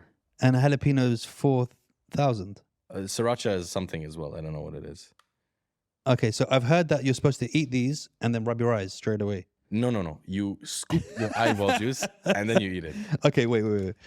So wait, I haven't had these. These look ridiculous. yeah, these This came comes in a coffin. This came in a This coffin. came in a coffin, and I just wanna, because I really like spicy stuff. Yeah. This But isn't. I don't know about this. So 'cause this is the something spice I weird. like is natural chili. Like Yeah. I love natural chili. I Like love. African ghost pepper, these kind of things.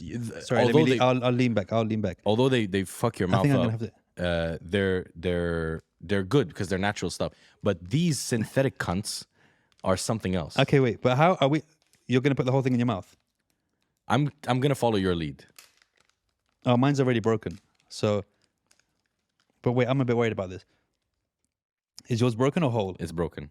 Okay, so you're just. But what are we doing here? Are we just gonna keep doing it until it's finished? I promise you, it doesn't matter. The second it touches your mouth, the same thing is gonna happen. Really? Yeah. So we're gonna go for the whole chip, right? Also, do you think I'm a good actor? Huh? Do you think I'm a good actor? I think you are, but I've never had this. say what? I swear. Really? I'm just good at, I thought I was good at acting at least. No. Either or you're being really good at acting now and No. trying to take it away. I genuinely haven't had this before. Okay, but so, oh wow, it's a black. Look how much stuff is on this, dude. This does not look nice at all. Oh wow, you're grabbing them like that. All Are we doing pieces or we're gonna just do it all at one time. are we? This was a great idea when I was in the petrol station, but now I'm starting to think it's not a great idea, and I feel like I'm already going red, like Look, just by the I'm thought telling of you, it. I'm not worried about the mouth is gonna get fucked. 3, It's 2, the booty 1. hole that's gonna be the problem.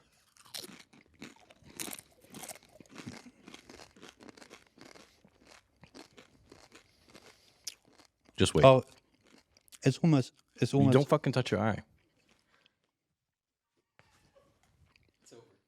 It's over. It's in my eye. These aren't that bad. It's building up. These aren't that bad. It's in my eye. It's building It's in up. my eye. No, really. Do not get him tissue. No. I told him. No, wait. Just don't drink any water. Don't drink water. What do you mean don't drink water? Don't drink water. Dude, my balls are sweating. I know. Don't drink any water. Dude, wait. Is it in my eye or is the smell? Wait. Is the thing? There's smoke going into my eye from my mouth. It's the fire there, brother. It's, No, wait. No, it's not bad. It's actually look bad. My throat's closing up. Why are you not saying anything? What's going on? Listen. You're in front of the. We literally. But wait. Wait, why are you so calm, bro? Why are you so calm? Is it? It's not that bad. It gets worse. That's my problem. What? I feel like I'm bleeding from my mouth. Right inside, right? It's really in your throat. warm. My throat's closing up, and my eye. It's in my eye. Can you not see my eye? Why does nobody care about my eye? There's fun, and there's me dying here. I like how they listened to me. By the way, they were getting tissue, and I was like, "Don't give it to him." Right? And You know what I mean? The funniest thing is, He's paying for this, not me. So wait, you have to lick the thing off your finger. Wait, my throat's closing up. This was a terrible idea. This was a terrible idea. And I don't know why I listened to you, but why did you say don't drink water? I watch a lot of hot ones, and they say don't drink water. Fucking hot ones, bro. It's gonna get worse, bro. It's not going to get worse. It's definitely gonna get worse. It's not going to get worse. It got worse. It's gonna get worse now. It got worse. So, is there anything that we felt like, oh man. Is there... Sit back, relax, bro. You relax. Dude, one of my eyes is I'm dead. sweating from my tits. One of my eyes is dead. One of my eyes is dead. I can't see out of the eye, bro. One of my eyes is dead. Want some milk? You have milk? Yeah, we got milk. I wanna champion this. Listen. I wanna champion this. Don't get it milk. Listen. Okay, the milk. Listen. I got an idea. This is such an interesting experience. It's like I'm kind of lightheaded, but it's like nice. Yeah, I'm just a light-headed pot. So is there anything for you? Wouldn't. So, so tell me about growing up in Egypt. How was that? So bad, bro. It's burning so bad. Just wait till you shit tonight. No. See, the thing is, Anything above 1 million Scoville levels will fuck you up internally. So your gut lining, all that stuff, is coming out. what do you mean? It's gonna. You know how women shed the lining Yeah. period? You're about to have a stomach period. So my ass is gonna bleed. Why is the back of Fingers my head crossed. wet? Why is the back of my head wet? I mean, I was sweating before we even started this. So this No, is. but listen. Just say some shit, bro. Say some shit. To be fair, Yeah. it's not as bad It's as not I as thought. bad as I thought. Yeah. It's not as bad as I It's thought. definitely not as bad as my thought. Like I watched Shaquille, Big Shaq, yeah. have this chip and lose his shit. Yeah. So I thought like, No, the thing is, I feel all right. I don't feel good. No, I feel all right. I don't know if it's But mucus I or can blood in my f- mouth. Yeah, at I this can point. feel the sweat dripping down all of my ears and all of my face and all of my. Your orifices are leaking. That's the one. Yeah. So, do you feel like? I don't know, bro. Just, I can feel it. Bro. You're the host. You're supposed to carry this fucking I'm carrying conversation. it. I'm carrying it. I'm going. As how you doing, bro? Yeah. I feel like I'm You sweating. sound like you're from London. I feel like I'm sweating from my ears. No. I'm sweating so bad, bro. This was a terrible idea. Why did you want to do that? You fucking. You're like, how do you feel about spicy food? And I was like, I don't. Okay, how would an Indian, your Yeah. Indian character, react to this in his? When is the spicy chip coming? When? When is it coming? This is cute. Good. This is what we give. 150,000% sure. This is what we give the babies, nah? This is how we train them.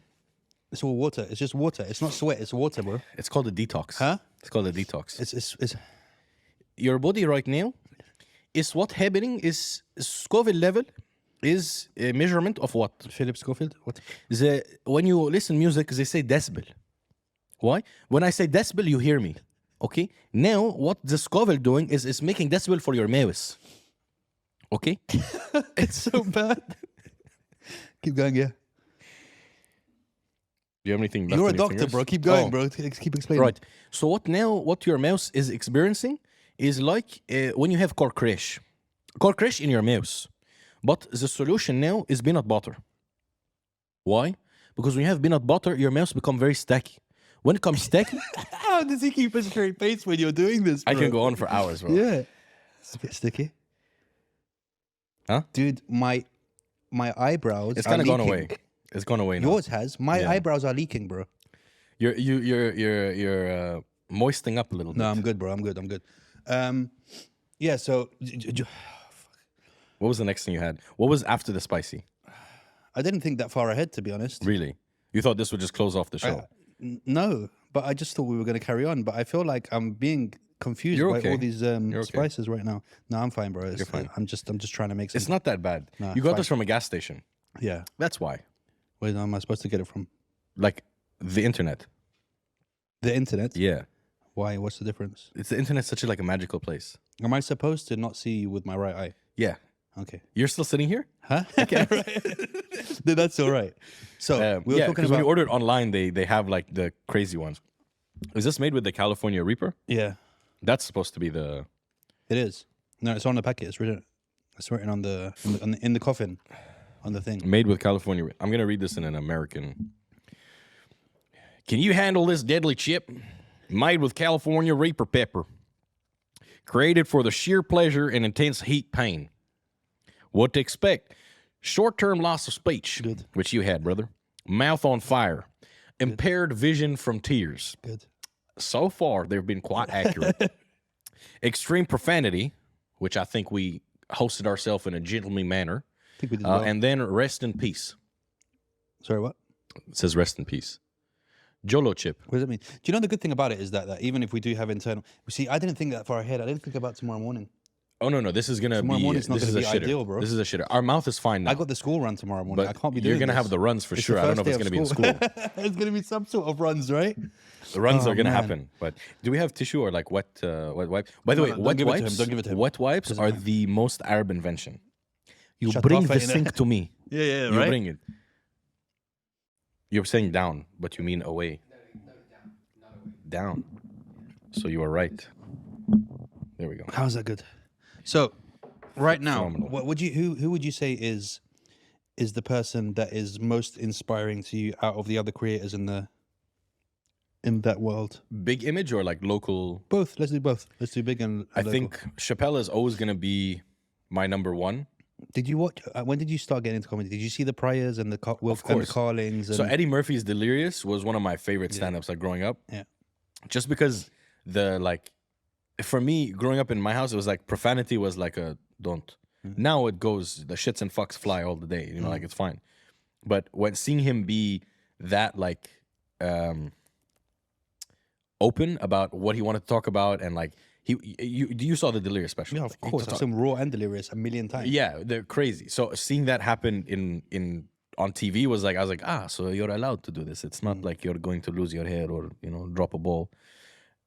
And then that kind of burnt something under my ass. Then watching Bernie Mac. Bernie Mac.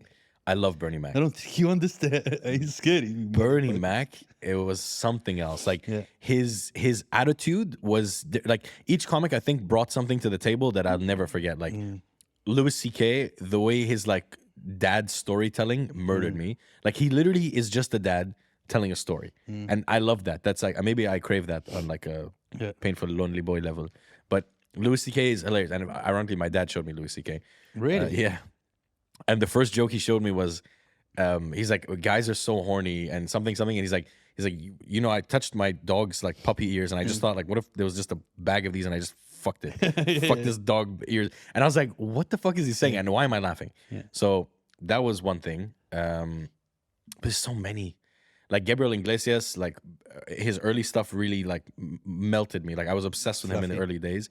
Fluffy, like Fluffy Days was killing me. Trevor Noah is one of the most intellectual human beings on this planet in my book. Bill Burr? Bill Burr is something else. He's like his show, and I think he was in Philadelphia. I don't know if you've seen it, where he literally tells the whole audience to get cancer and die. Yeah.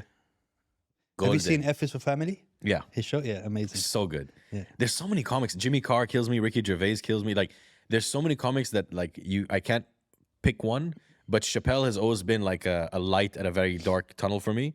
I think he's like Kevin Hart as well is like people, you know, obviously say like they prefer his old work. They love like, or hate Kevin yeah, Hart now. I watched his set where he was in a strip club, like in between booty cheeks. Like he was like Crystal and Chantel went off, and then he came on. And I think to do that takes Chappelle energy, basically. So. They're like the bigger icons there. Locally, who is international, but who's gonna even grow more. Fahad is one of the most, like he's such a unique character. Like if he's an unplayable character in a game, like he's the NPC you wish you had. You know, like he's not even an NPC. He's like that unique playable character that no one can really get. Like once you clock the game, they let you replay it again with him. Not even. Really? You can't even have him. He's like. So He's like Smokey in Mortal Kombat. He comes from behind the tree. Yes, Smokey, yes, and he yes. disappears. He- you know he exists, but he's not part of the game. Exactly. Yeah. But without it, it's empty, you know? Yeah, yeah, yeah. Like there was a phase where I couldn't bring myself to make content. And that's when him and I became friends. He literally used to drive from Sharjah to my house like an hour and a half every day to film and edit a video for me and post it. He had my Instagram password, my TikTok password. He would literally post for me. And he did that just because he wanted me to continue, and he believed in me when I didn't really have any belief in myself at all. Is he also a comedian? He doesn't do stand up. I bring him on every time on stage and he freezes. He meowed once. He meowed. He meowed. I gave him the microphone and he literally just stood there and he looked at everyone and he just meow. And I was like, all right, fine, go sit down. Like go sit down. He does not stop. He will make content till his legs fall off. Whether it's 3 a.m, whether it's 9, whether it's 5, it doesn't matter. He will make the content and he will help others make their content and he will help connect people together. So anyone who knows him personally also knows he has one of the biggest hearts. So he is like an inspiration for me because without him, I wouldn't have continued. Maybe I would have, but later. But at that time when I needed it the most, he was there. And his work ethic is the thing that gets me the most. He pushes himself every single time. He helps me curate. He showed me how to edit. Like he's a big reason of why I was able to continue making content. And the only reason my content started picking up was because I started posting consistently. And that's because he helped me do that. So I think he's a great inspiration, especially for like a lot of young kids who want to get into content creation. His humor isn't for everyone, for sure. It doesn't make sense. And some of it, you look at it and you're like, is he okay? Like there's sometimes I call him, I'm like, I watched the last video. You okay? He's like, yeah, bro. I'm like, okay, cool. Just checking. Experimenting. Just making sure nothing snapped. Yeah, yeah.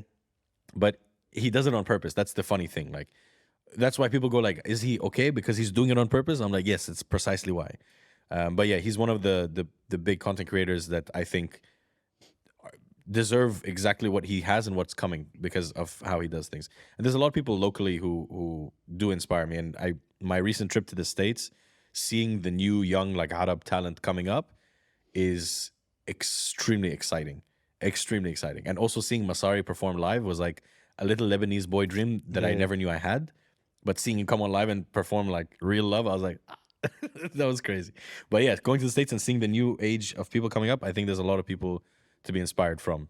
And I'm excited to see where everything is going to be. But yeah, I think for me, I'm also very biased. Like Fahad was literally the only one there for me when so many people weren't. So I also have a soft spot for my Pakistani paratha boy. No. So what does the future hold for you now? What do you see? What's your game plan? That is for us to discuss after this. After the podcast?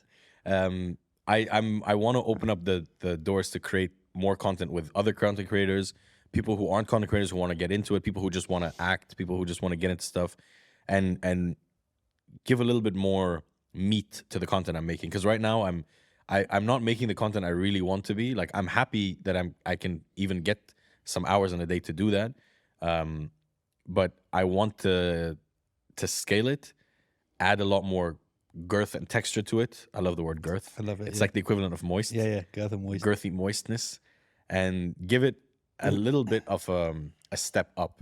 And that's not just the goal now. That's the goal to continuously do that because it's gonna shift.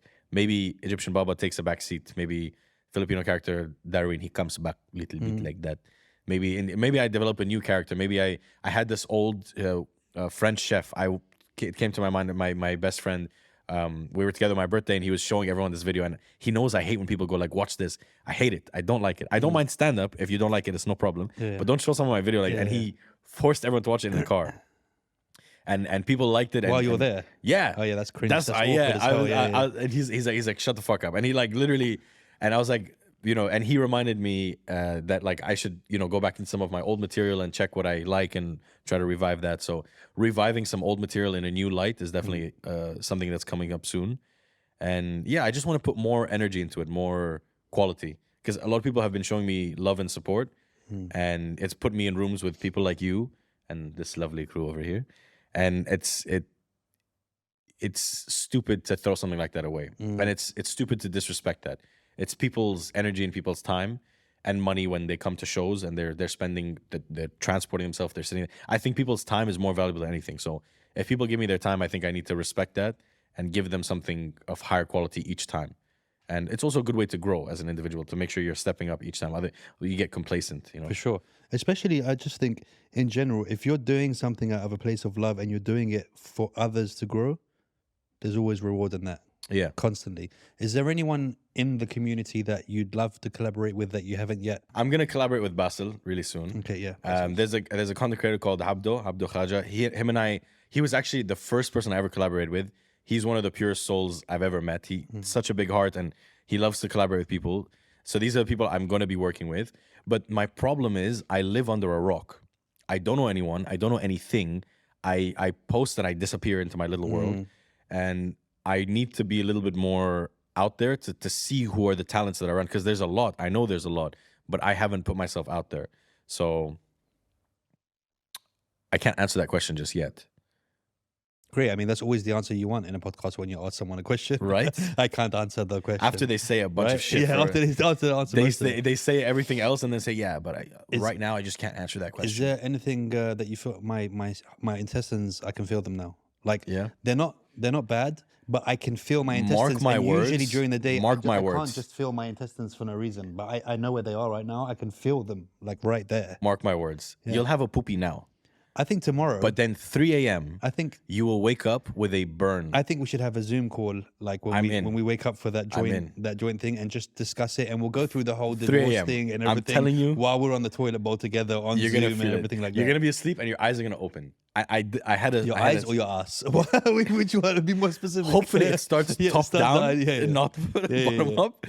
But 3 a.m. you're gonna wake up and your eyes are just gonna open. You're like, fuck. I can definitely feel my intestines, as in I can feel the layers of like how it's drawn in the picture, you know, the science thing. I can literally it's feel, burning. It's burning. I can feel the layers in them. Wow. Is there anything that you feel like we missed out? I'm sure when I watch this back, I'm gonna be like, oh fuck, I should have, and I should have. Well, look, this is your house. We can always come back for episode 2, 3, and 4. Yes, I live in the other room actually. That's it. Exactly. It's not. I live in the basement with Marwan and I. That's it. You're always welcome. We'll come. We'll do other ones. We'll co-host together. I don't think we missed anything. I think it's so funny that people who don't know what we've just done with the chip, if they kind of tune into a clip now, they see us both sitting there like that with our hands, like not wanting to touch anything, and just like wiping our eyes like this and stuff. Not knowing what's going on. Just sit like this. Now it looks exactly. like we're trying to appropriate I'm 40 culture. now. I don't have the flexibility to do that. If I do that, I stay like that, and someone's gonna have to carry me to the car that way. Like I can't go in and out. How'd you break your nose 8 times? Bro, it's so many different ways, bro. Fighting, showing off to a girl, swinging on a scaffolding when I was younger. So I had my friends who were like 6'3". You know, the scaffolding has a scaffolding there, and then there's a space in the next one, and they were swinging and jumping up and then catching the next one. They were 6'3", I was 2'8". And I wanted to show off to a girl, so I was swinging and I was building momentum, and in my head I had this, like, I'm from the circus and I know what I'm doing. It's from the Armenian circus or something. And then I remember jumping off and not catching. Just seeing the bar go from right in front of me to slowly going like that, and then my face turning horizontal, falling flat like that to the ground, and there was a concrete thing there, and I just felt flat, straight on my face. Nice. I was like, it's all right. And then I remember sitting, and I went to the bathroom in my house, and I didn't want to tell my mom because obviously I would have got beaten for hurting myself because she's an Arab. 100%. Do you know what I mean? So I remember looking in the mirror, and my nose was like there, bro, and I was like, like that. And I smell bone. Yeah. And my mom said, oh, she saw me. What are you doing? She told my brother, take him to the hospital now. I was in the car. We were going to the hospital. And my brother said, listen, there's 2 things we can do right now. One, I can take you to the hospital and ruin my date because I'm about to go on a date, and we can do, or I can give you this £20 note and I'll take you to Queensway Ice Skating Ring to the arcades and you can play. I'll come pick you up in a couple of hours. Now, obviously, being a kid, that £20 could have kept me for 4 or 5 hours on Mortal Kombat and Street Fighter. Yeah. So I chose that, put it in the machine. All the coins came out. I'm sitting there playing Street Fighter. There's blood running down my face. My nose is in between my eyebrows and shit. You were Street Fighter. Yeah. At that no moment. one was. All the other kids were looking at me like, I'm not gonna. This guy doesn't give a shit about his own face. He doesn't care about me on the game. Bro, I was just sitting there, just playing for hours. Never got fixed. Just, fixed in that bent position, and that's it. That was one of the times. All the others have been, off camera. Let me just wipe my face. Yeah. Yeah. The spicy chip each time. Yeah. Dude, it's been an absolute pleasure because I know the time is you don't want him to do a level change on you and wrestle you before we go. He's gonna put me in an armbar. I It's feel been- it now. It's coming, right? He just has that look as He well. has Right? He has that fighter look. I have don't know the- why, but you just look at him and he has that kind of. Yeah. He's Afghani, bro. He has that like. You're from Afghanistan? He's Afghanistan, yeah. You give me a thumbs up, like, Yeah, watch yeah. out. He's like, no, that's not what he said. He said, I will fuck you with this one this- time. I'll This put is all inside. I need for you, my friend. I will wrestle you and twist you up and. Funny enough, I was just in like I spent like an entire week in a cabin with like 30 Afghani dudes. No way. Yeah, in America. So In America. yeah, That's called Guantanamo Bay. There were 30 Afghanis in the cabin in America. don't ask questions. What are you doing We there? were How did you get out? strategizing. More importantly, how did you get out of We were this cabin? strategizing. Don't worry. You are. So this I is just the plan can't go back to ahead. America right This now. is why you Just- couldn't tell me when I said, what have you got planned in the future? Okay, it all makes sense now. There's actually a video of me in full camo and my friend Was in it like orange? full Taliban outfit, and we're both shooting like AKs. It's hilarious. At each other or in... Well, we tried, but we're not very Right, you're on the accurate. same side, yeah, yeah. Yes, Wait, I saw one video that you put up. Yes, Was that's that one. one? That's one. Okay, I'm going to sneeze now, but I'm scared of what's going to come out of my face and nose. Don't. I can help you not sneeze if you want. How? Bless you. I'm not a fish? Bless you. Bless you. Shit. That's the cutest sneeze. That's the leg. You needed to do something. You know why? Let me tell you. You're a grown-ass Let me man. tell you a backstory You of need- why. I and you're a sneeze like father. that. You No, need no, to no. sneeze No, no, like no, no. a- Let me tell you why. See, when people make fun of my sneeze, then I have to tell them the story that I was in the military, and basically this sneeze saved all of my boys who were behind me In and the didn't platoon. let the platoon. It didn't let the enemy know Were you that where fighting we were against his sitting. people? Huh? Were you fighting against his people? No, we're with his people. Oh, okay. So basically, if I sneeze loud like a normal person, because one time we were there and there was like we were literally in enemy lines where everybody's like was sneaking up on. Were you in them. the SAS? And then, how did you know? And then there. one of my guys, one of my guys went achoo, and Gave off the only two position. of us got back that day. So 8 of us thingy. So we learned how to control the sneezes. So it's not that I sneeze like What a about the bitch. leg It's thing? just that I care about thingy. Huh? That's in case somebody's coming towards me because I can't see. Self-defense I go, mechanism. and I give them a to keep the distance. Right, it's all about distance management. You were COVID ready back in the day. Huh? You were COVID ready. Back Ready, in the ready day. to go, bro. Ready to You go. know you're not in the war right now. Who says? Trust me, I spent time with the enemy. I know when they're coming. I know when it's starting, bro, and it's not now, dude. Again, it's been an absolute pleasure both want to have meeting sex? you. And Okay. yes. And you know, you're a part of the family now. Anytime Thank you want. I'm so glad that we had this episode now because now you can follow me on Instagram because apparently you don't follow people you don't work Exactly. with, right? Thank you. Douchebag. Right? You are the king of douchebagistan. I swear I to God. appreciate it. No. From one Lebanese to another. To another, right? Wait, is this a special thing that we? I thought that was. I thought that was It's like a ET. It's just connection like right? this. The connection, dude. You're welcome anytime. If If I can make the cut to the new studio, I would appreciate you that. will, bro, for sure, for sure. If not as a guest, as one of the mannequins that stands up during the thing, right? We'll Yeah, dress you yeah, up in a Superman. Or if you Super have, L. you can have an episode. Someone say, "Oh, I made a wax figure Right, of of this him. dickhead," Dude. and then in the middle of the podcast, just let me like tickle them. Or I something. wanted to do this, and again, we've spoken about this on a previous episode. I don't want to bring him up too much, but I know someone called Batman DXB, Okay. who's a guy who takes his role very seriously, and he's Batman. Actually, Has the full but to the level of the movies, like not just the. also he has money. He it's a real Batman suit. It's just expensive. And I did want to get him to stand there because we do have statues that are like Superman and stuff like that. And I did okay, want to okay. get him to stand there, and when a guest walks past, for him to like grab their balls or something. You like should that. definitely do it. Yeah, I'll yeah. just- I think I might. Oh no, I didn't know you were there. Right? Just Exactly. I don't know what I'm touching. I'm just worried about anyone else that uses this mic after me. Very interesting. Let's just give him something. Can you end the episode or get the doctor to end the episode for us? I speak to you or speak to. Speak to her. I want to say thancation on you for me. Come for show Jibber. I want you to tune into the next episode. It will not be as good as this one, or the last one, which not as good, or 6 months ago, which it's like my ex. You're telling me who you made love with before me, but it's okay. Speaking of that, you want to have sex?